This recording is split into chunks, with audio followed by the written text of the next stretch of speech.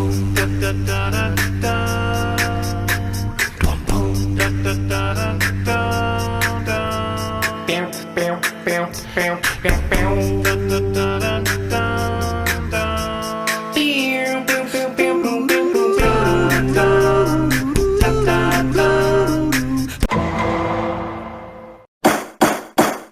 to Rap in Order, the interrogation of a hip-hop album, where we take some of the culture's most beloved hip-hop albums, put them on the stand, see if they stood the test of time. Now let's see who we got on the stand today. Welcome to another episode of Rap in Order. I'm First Class Regg. And I'm Taurian B. How you feeling today, bro? I'm doing good today. Good. No complaints. I like this shirt. How did you get this shirt, man? Thank you. I got lucky. Apparently nobody wanted the purple one. That's fucking crazy. I thought when I tried to get it, the prices were already up. I asked Rob if he could help me out, and you know Rob always lets us down, so that was that. What were you gonna say? Sounds about right. But yeah, I was able to get this shirt, and I'm pretty happy about it. Mm-hmm. I didn't think I was just like I just want it, so I got purple. Yeah, it works. For you guys listening, it's the Andre 3000 Supreme drop. Yeah. And I always go back and forth with how I feel about Supreme drops. I don't know how to feel anymore. Like I like the way they do their content as opposed to, versus Kith. I don't know where you stand on that. I don't care. Like I don't think that Ronnie Feig, or how you pronounce his name, is like a Coach Vulture, how many people think. I think he's just like a regular guy. Like he's just a fan of shit and he just gets it done. He's a New Yorker. Okay, I mean, we'll leave it at that. I think people just think about it. Like, all right, Supreme started out because of skateboard culture, right? Mm-hmm. Like, so what does that have to do with hip hop? No, yeah, you're right. I mean, it's kind of like our culture has kind of taken a liking to SBs, you know? We wear SBs and those are skateboarding shoes. Yeah, I just think that like sometimes I just think that everything is melted pot. If I just wanted to obviously I don't like everything that Kith does, but I also don't like everything that Supreme does. Yeah, that's true. I mean, it's all give and take. I like the quality of their shit, both of them actually. Yeah. It's just depends on what I would get. I don't know. Yeah, I just don't understand why people get so upset with them. That's all I'm saying. Yeah, I think I'm gonna find something. But not to get too off subject, today we're here to review another album that came out. This album came out in 2020. This album was 10 years in the making as well. Yes, this album was 10 years in the making by an artist that dragged his fucking feet to finally release an album. And then when he finally does, he uses the ultimate cheat code, which he raps about on the album, having Jay-Z accompany him to put this out, which is a crazy flex. For your first album. They both are on every song on this album. And I'm talking about Jay Electronica, ladies and gentlemen.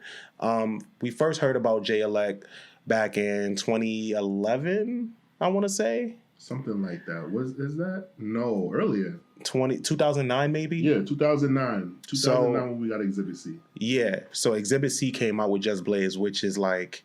It honestly still gives me chills when I listen to that track because it's so good and the production is so good. And then he made niggas wait and wait and wait. And then I remember he put up a screenshot of an album that he was working on when Instagram first came out. He put up a screenshot that he was working on his album and everybody was like, oh shit, it's dropping. They made us wait another 8 years. And then he finally dropped a written testimony in 2020, featured Jay-Z on every track, featured star-studded production. You got Swizz Beatz on here, you got Hit Boy, Alchemist. First track with Hove and Alchemist, right? Yeah. Yeah, this is the first track with them that he had on this album. You got some minutes to Louis Farrakhan. You got some audio from him. You got The Dream on here. So, and it was also nominated for Best Rap Album at the Grammys that year. What was your take of this album? Well, when we got this project, it was in the middle of the lockdown, right? Yeah, it was. So, I think it was right before. It was the same month, but it was right before. Right. So when I this was the last album. This is the last album that I did an album review for that I wrote. Mm-hmm. And I really sat with this project and listened and locked in because I didn't know what the world was going to look like, what was going on. And this project to me, like I know a lot of people were like frustrated with Jay Electronica because he made us wait and everything like that. But I just think that for some artists, like you just do it whenever you're ready. Like, you know what I'm saying? And I just think that like whatever connection he has with Jay-Z, like Jay-Z respected that man enough to just give him the ability to kind of just like figure life out. Mm-hmm. And I think that like he's just like one of those like savants. Yeah. Where like you know that he's a very very good musician artist, and you kind of just want him around. So you know what I'm saying, you kind of just let him do what he does. It's kind of like, it reminds me of like how people talked about Basquiat and back in the day, the people that had the pleasure experience and like with him. Mm-hmm. And I think Jay just wanted to soak that up. Soak up a lot of that energy and a lot of that inspiration. I think that Jay Electronica's presence was very like valuable to Jay-Z, and I think that's why he got so much time. As far as this project, I looked at it more so as like a flex on Jay-Z's part. How so? Jay-Z was able to say, "Yo, let's put this album out. I'll get on it. Let's do it." Okay. Like, you got to remember, because it was a bidding war to sign this man. Like, Diddy thought he had him in the bag. Like, remember, this was like when like Puff would just like follow artists around and think like he could recruit them, like he was a fucking college coach, and shit. And like just off the strength of that, like niggas would fuck with him. He was probably just buying them mad shit and just spending money on them like they was like a bad bitch. And I think that it was just like a flex on Jay. And this is another thing that makes me think about this, right? People went crazy about Jay's God Did verse. And I'm not that impressed by his God Did verse. I don't care if he rapped for 10 minutes straight. Like, we already saw Black Thought do it, and I think Black Thought doing it was more impressive. What was the most impressive thing that Jay did to me was to get on this album, and pretty much, like, this was, like, the free, like, people say that 444, like, he was, like, very, like, open and free. But this project, I think that he was. He talked about religion, something that like he kind of like talks in circles about, because he gives me like that he's omnis, like that he studies all religions and things like that. And on this project, it's a lot of things that like he said and that he rapped about where I was just like, okay, like he's changed. He's in a different space, and I think that on this album, like it was more significant to me to hear him rap like this on this album. And I think that the bars that he put on this album are some of the best rapping he's ever done. Yeah, I think so. Well, that's a heavy statement. I think. Okay, in the second act of his career. Okay. So since coming out of retirement. Okay.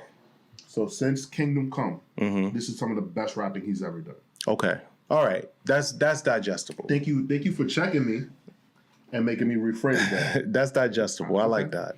Since Kingdom Come, this is the best rapping he's ever done. I think an album like this, granted, we got Shiny Suits Theory in 2010.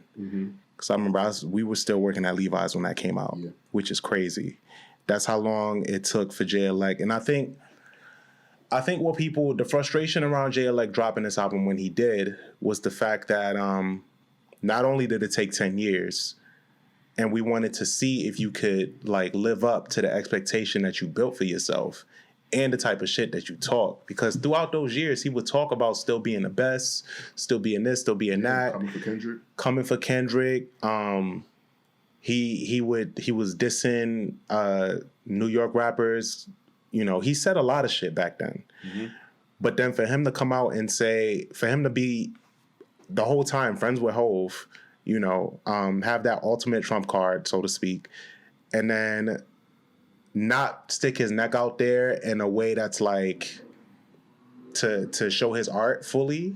You come out here and this with Hove, it's like, come on, bro.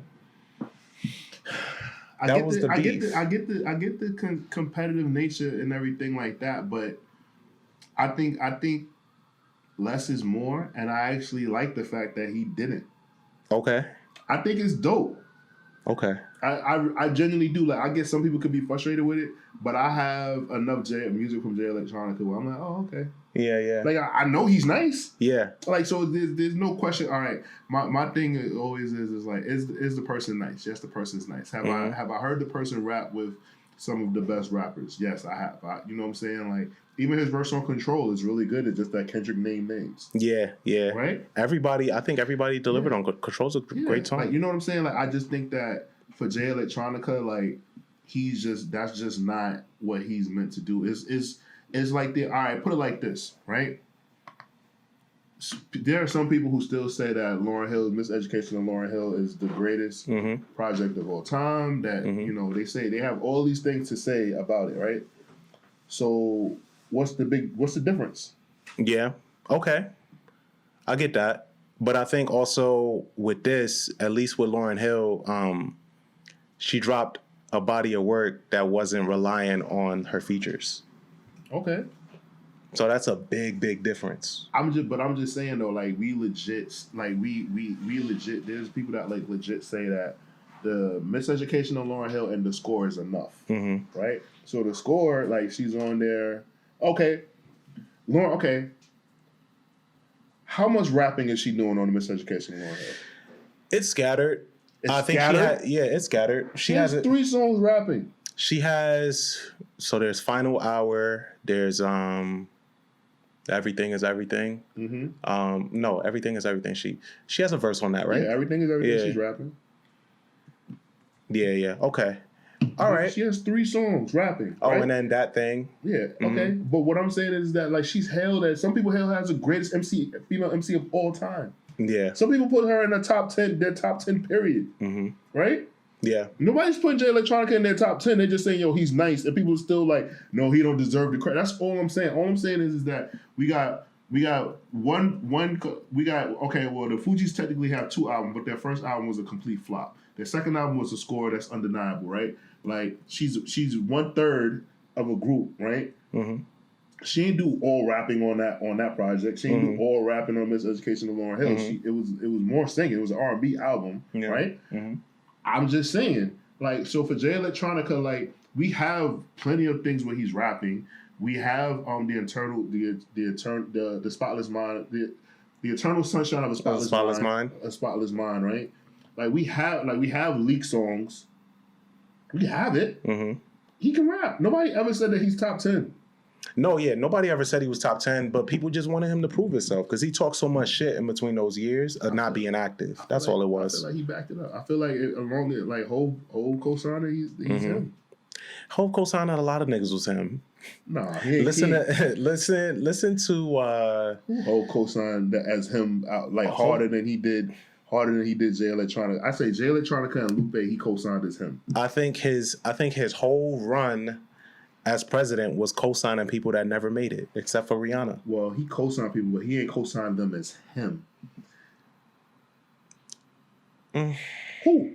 Okay, so what's that verse on Diamonds remix where he just names all those people that just never dropped? He was, I mean, those are just his artists. He wasn't. But if that's your artist, that's a co-sign. He ain't like, you know what I'm saying, Reg? Yeah. Like he was saying like that. You want to know one that I'll give you? Fab.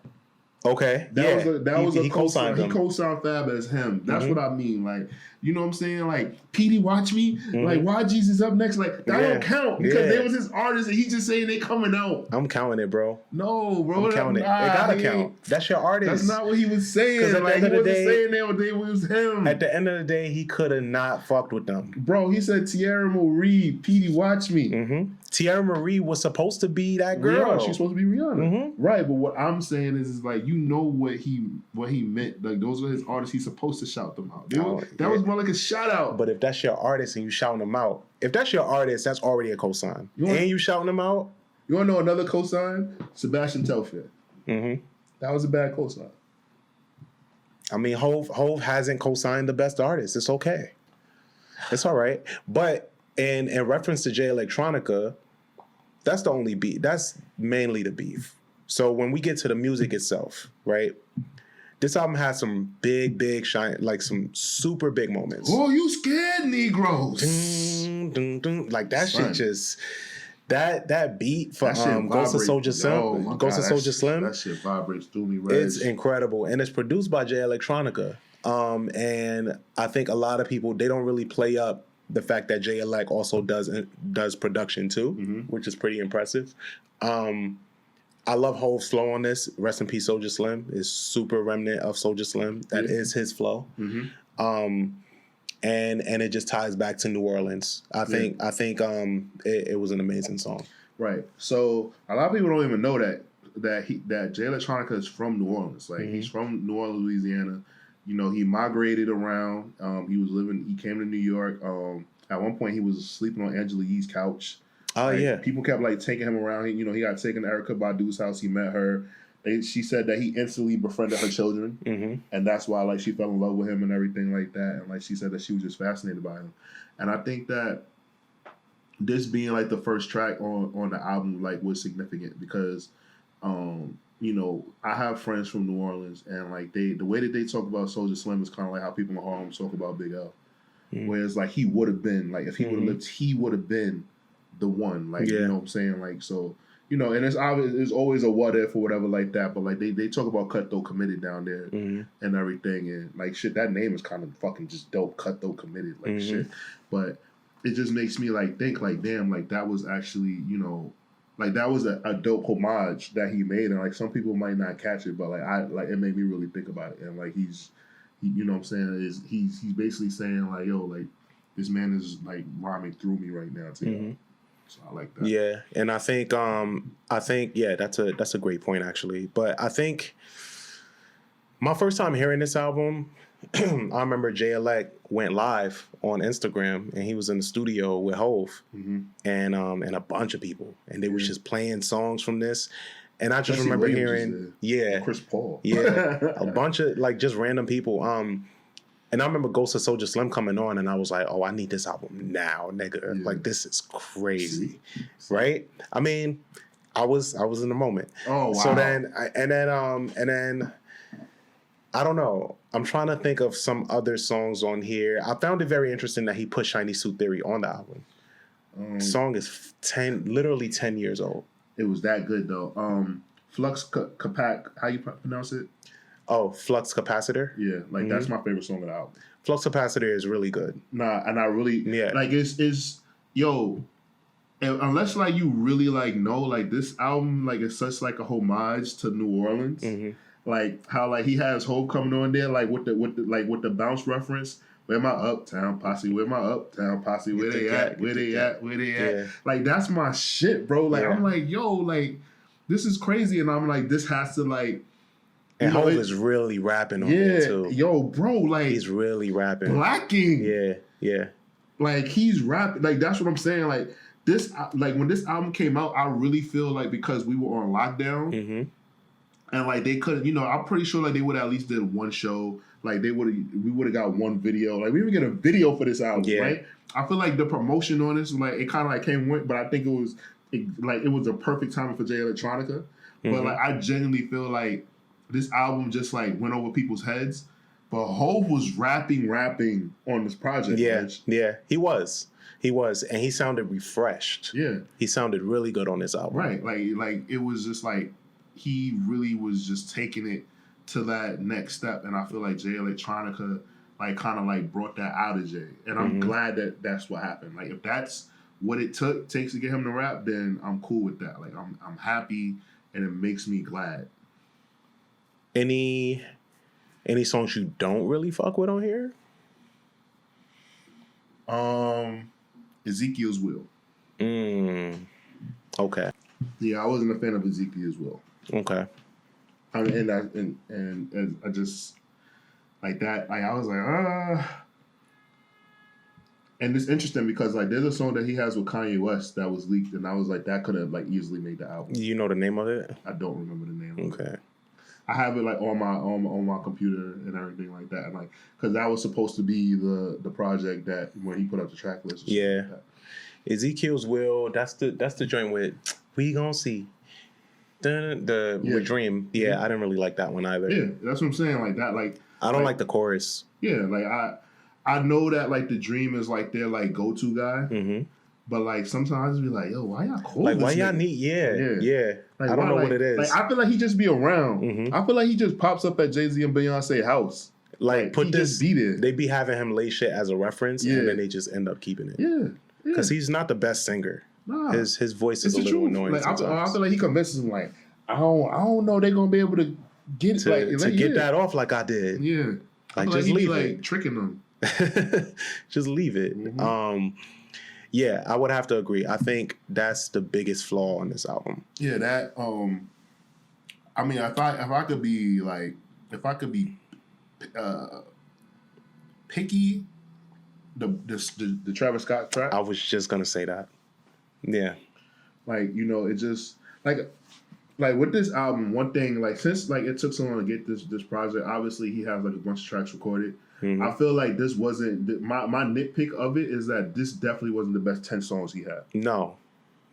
That's more of my beef than anything. This album lived up. I mean, it had an impossible standard to live up to. Yeah. And he talks about this on the album where he says he has some lyrics where he's saying where he's like, oh, like stutter step in, I'm using the budget, or I'm fucking up the budget because, I got these standards to live up to. I forget the exact lyrics, but I just know he was fully aware of it, and I like that he at least talked about it. Right. I think one of my favorites on here is All Praise is Due to Allah, which is the last song. It's such a stripped down song, and it sounds so good. And it gave me chills, like listening to it. Like it makes you want to call a loved one, like that you haven't spoken to in a while, or I like what Hov says on what's the song? Shit, I think it's Never.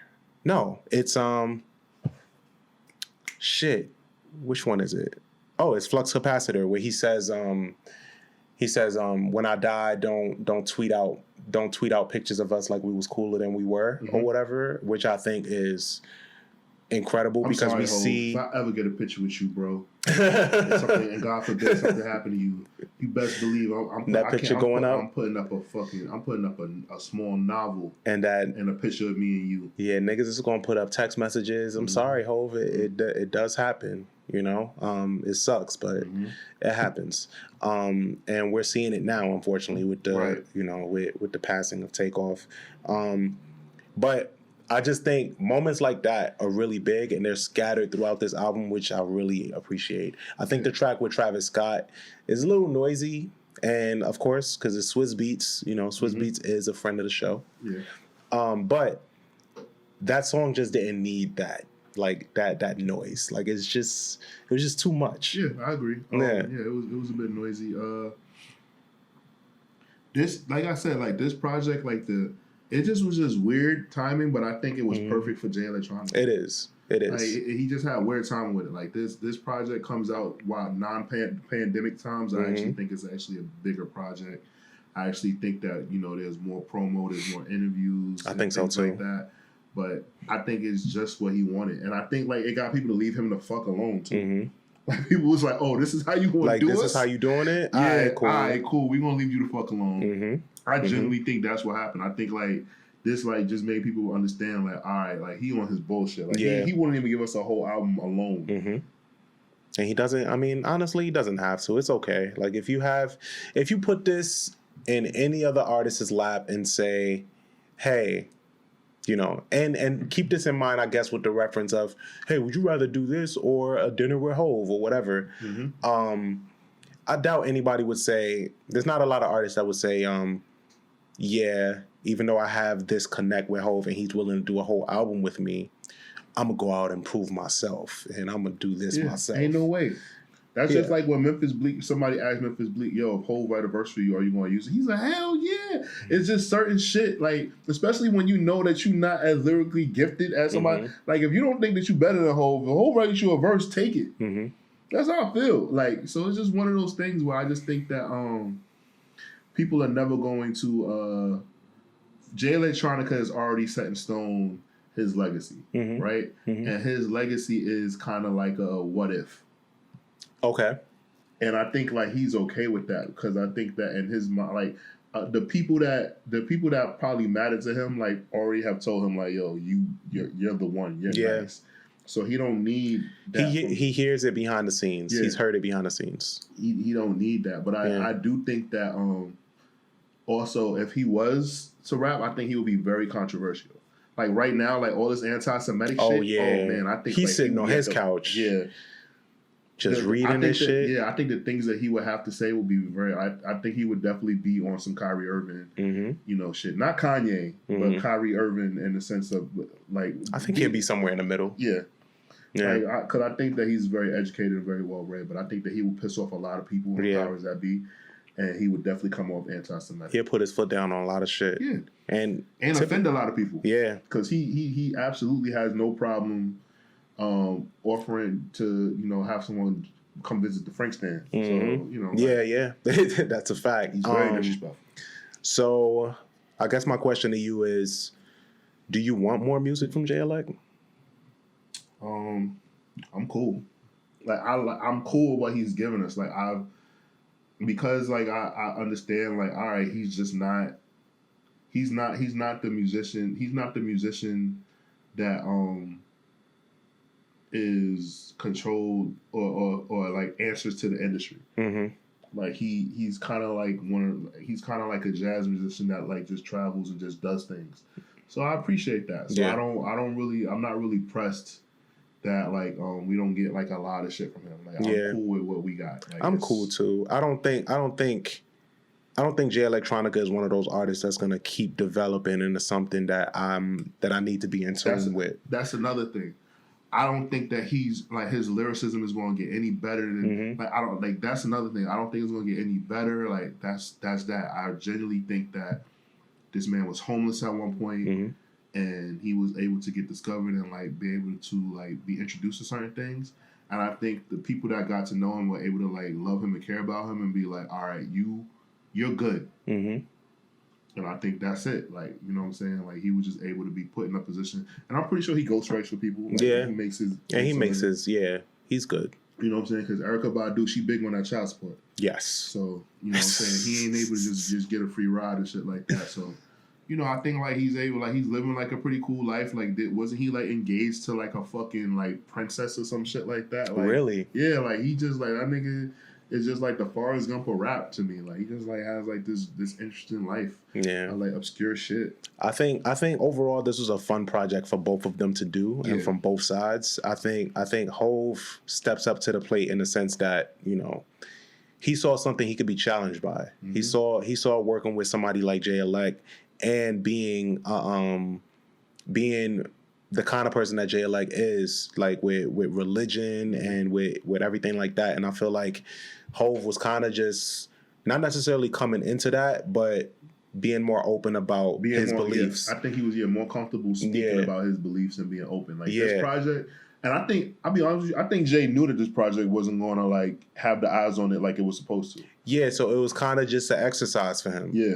So I truly think that like there's so many people that have no idea that this project even dropped that I mentioned to or whatever like that. So I agree. There's so many people that still don't know who the fuck J Electronica is, and he loves it that way. What are you comfortable with rating this album? 3.5 out of 5. And I love this project. It's just that I know that these aren't the best 10 tracks that he could have come up with in the time frame that we've been waiting for a project from him. It's his solo debut, and it's not all right. It's his solo debut featuring Jay-Z, but it's not up to par with like Only Built for Cuban Links. That's what I would be able to say. Like, all right, what album is similar to this where like the quality of it is that good? Only Built for Cuban Links, right? Is Raekwon's album, and it features Ghostface Killah and Capadonna. Right? Yep. So for me, I'm like that was a flawless project, and like Ghostface is almost on every track, but like the quality is still there. With a written testimony, like Jay-Z really stepped up to the plate, and like J Electronica is just on cruise control. But like basically, because we had so much time to like wait, I was able to pick this album apart and really be like, okay, I've heard leaked tracks that are like better than 2 or 3 of the songs that's on there. Right. So that's why I give it a 3.5 out of 5 waffles. Okay. I think I give it a 3. I can actually agree with your rating. I give it a 3.5 out of 5 too. Because it's not that I don't enjoy this project. I really do. There's some tracks on here that I really enjoy. I tend to forget about it, and it's not a project that I think about. It's not one that I run to. But there's about 5 songs on here that I really enjoy. out of the 10. So I think that's right in half. And with that, yeah, I'm comfortable with a 3.5. Yeah. So I would encourage people that's listening and our audience that's listening to revisit this album or visit it. Give it a listen, see how you feel about it. Come back to us, let us know what you think. Like, subscribe, let us know in the comments how you feel. I'm First Class Reg. And I'm Taurian B. I'm out of here. Catch you guys next time. These are their stories. Dun dun.